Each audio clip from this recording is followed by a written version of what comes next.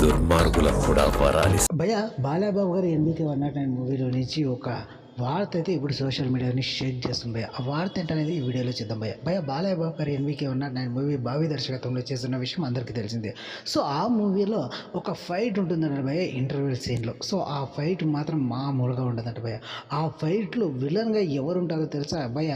ఊర్వశి రౌటేలా గారు పోలీస్ ఆఫీసర్గా నటిస్తున్న విషయం అందరికీ తెలిసిందే ఎన్బికే 109 మూవీలో. సో ఊర్వశి రౌటేలా గారికి అలాగే బాలయ్యబాబు గారికి మధ్య ఒక ఫైట్ అయితే సాగుతుందంట భయ్య ఇంటర్వ్యూ టైంలో. సో ఆ ఫైట్ మాత్రం మామూలుగా ఉండదంట భయ్య. ఫ్యాన్స్కు గూస్ బంప్స్ తెప్పిస్తుందంట భయ్య. ఆ ఫైట్ గురించి ఇప్పుడు సోషల్ మీడియాలో ఒక వార్త హల్చల్ చేస్తుంది భయ్య. ఇప్పుడు బాలయ్యబాబు గారు ఎన్బికే 109 మూవీలోని ఆ ఫైట్ కోసమే చాలామంది ఎదురు చూస్తున్నారు అంటూ అయితే వార్తలు వస్తున్నాయి భయ్య. అవి ఎంతవరకు నిజమనేది ఇప్పటికీ క్లారిటీగా రాలేదు భయ్య. కాకపోతే రాజస్థాన్కు బాలయ్యబాబు గారు వెళ్ళడం అయితే అందరికీ తెలిసిన విషయం భయ్య. అక్కడ ఎన్బికే 109 మూవీకి సంబంధించి ఫైట్ సీక్వెన్స్ చిత్రీకరిస్తున్నారు భయ్య.